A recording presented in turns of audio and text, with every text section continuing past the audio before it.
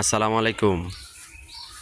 Khadija goat ফার্মের পক্ষ থেকে সকলকে শুভেচ্ছা ও অভিনন্দন।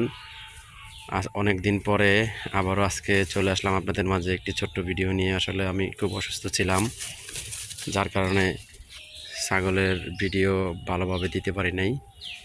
তো সবাই দোয়া করবেন আমার এই রাজা এবং রাজার মার জন্য। রাজাকে যত দিন যাইতেছে ততই ওর রূপ সৌন্দর্য বাড়তেছে।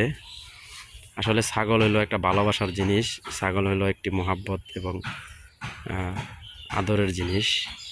এটি আসলে যারা না পোষে তারা বুঝবে না, যারা পোষে তারাই বুঝবে যে এগুলা মানে কত মহাব্বত এবং মায়ার জিনিস।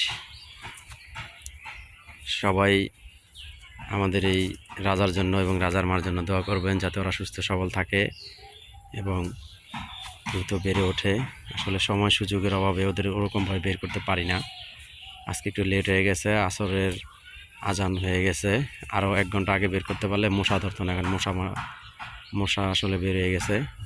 মশা কামড়াইলে আসলে আমার পশু পাখির যদি মশা মাছিয়ে কামড়ায় আমার খুব খারাপ লাগে।